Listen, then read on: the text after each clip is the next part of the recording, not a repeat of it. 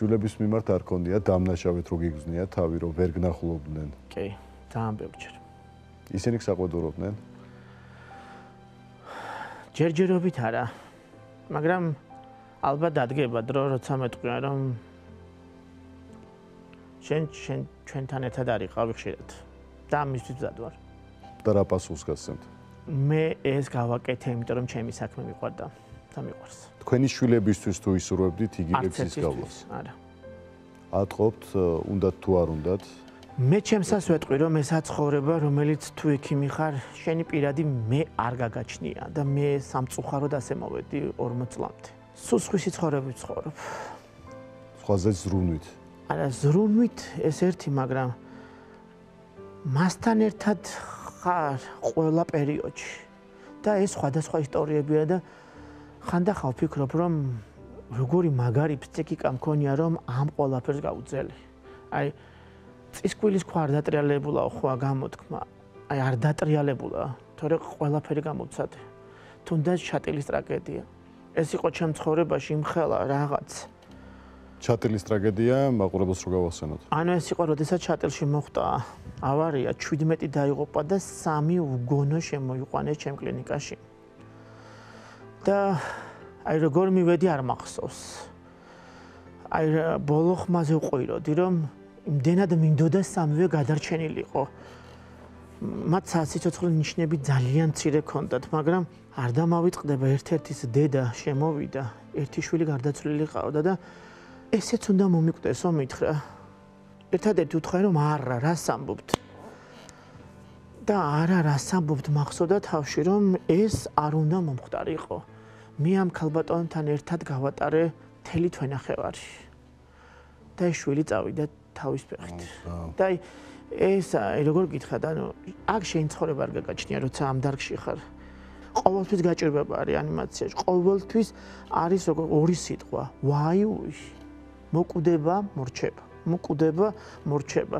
აი არასდროს არ მქონია პაციენტის პატრონთან იმის განცდა, რომ მე მას რამე დავაკელი, იმიტომ რომ მე მათთან ერთად მიტირია, მე მათთან ერთად მიცინი, აი და მათთან ერთად მიგლოვია. ბევრჯერ მყოფილი ეგ მომენტიც. ამიტომ ჩემ შვილებს აუცილებლად თუ კითხეს ვეტყვი რომ ეს ის გზაა, როდესაც მათ უნდა გაითავისოთ, რომ მათ თავენ პირად ცხოვრება არ იქნებათ. ხო. და უკვე თავისი გადასაწყვეტი იქნება, აირჩევენ თუ არა ამ გზას. მეუღლეც იგივე სფეროს წარმომადგენელია. დიახ. თუმცა აღარ მუშაობს ბავშვების გამო. არა, მუშაობს ხათაშორისო, იცოდეთ. იმის დამოუხედავად მე ძალიან წინააღმდეგი ვარ. რისი? რომ მეუღლე მიმუშაოს? იმიტომ რომ არ მინდა რომ დედა ყავდა ბავშვებს სახლში და ისიც არ ყავდეთ იმ ერთ დღეს.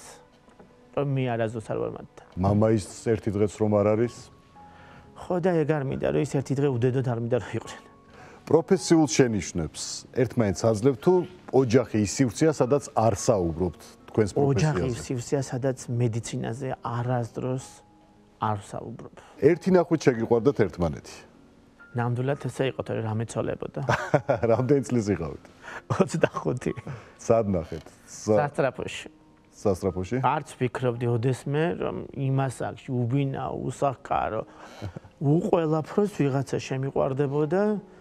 ამ შეყვარების შემდეგ ცოლს მოვიყვანდი, ნაქირავებში ვიქნებოდი და ასე შემდეგ. და მარტივად მოახერხეთ მოხიბლა, მით უმეტეს ჩამოთვალეთ, უბინაო, ფული არ მქონდა, რაღაცა. მაინც ჭირდებათ ხოლმე გოგონებს ის, რომ სიურპრიზი მოუწყო, იქ წაიყვანო, დაპატიჟო რაღაც, თუ არ დაგჭიროებიათ ამ გზების გავლა? აი, როგორი მომენტი იყო, იცით? მე სხვა ფილიალში მუშაობდი, შოკის ბრიგადის ექიმი ვიყავი და ახალი წამოსული დავამთავრე მორიგეობა და მირეკავს ჩვენ დროს დირექტორი იყო სამეცნიერო და იქ შოკის ბრიგადის ექიმი არ ყავს და ხო ვერ წახვალო. სიმართლე რო გითხრა ძალიან დაღლილი ვიყავი, მაგრამ იმდენად პატივს ვცემდი ალქალბატონს, რომ არა ვერ უთხარი. გადავივლებ და წავალმეთქი. რატომღაც პირველად შევედი ამათ ფილიალში, არავის არ ყოფილ ვარ. რო შევედი, შემხვდა ვიღაცა, ჩანთით გამოდიოდა გამოძახებას და რატომღაც ინსტინქტურად მოვკიდე. ხელთ რა ქვიათ მეთქი. აი ეს იყო ჩვენი გაცნობა. გაიცანეთ. მერე გადავედი იმ ფილიალში სამუშაოდ. ისევ ბედმა დაგაკავშირეთ. არა, მე გადავედი. აჰა, სპეციალურად. სპეციალურად. აკითხავდა მამა. ანუ კონტაქტს ვერ ამყარებდით, იმიტომ რომ მორიგეობის შემდეგ პირდაპირ მიყავდა მამას. ძალიან კაცრი მამა ყავდა. მილიციელი იყო ეს ყოფილი და არ ვიცი როგორ მე მოხდა ისე რომ ძალიან დავახლოვდით და პირდაპირ ვთქარი რომ მიყვარხარ. შენო იციო მამა ჩემიო მეო დაგემუქრათ მამით. ხო ეგრე გამოვიდა.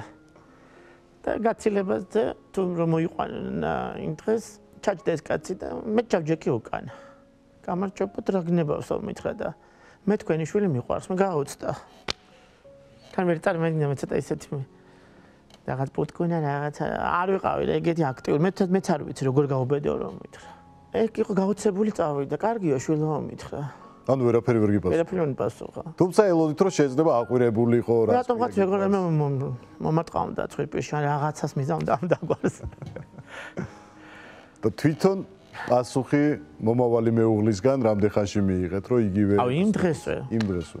პირველი სიყვარული იყო თუ მანამდე სიყვარებია? არასდროს არავინ. კრიზისული პერიოდი ქონიათ მეუღლესთან? თუნდაც გრაფიკის გამო რომ ურთიერთობა დაძაბულა. ვიხსენებდა არა. ალბათ მას ჰქონდა, მაგრამ ჩემთვის არასდროს არ უგრძნობებია რომ ეს დისკომფორტი მას ექმნებოდა.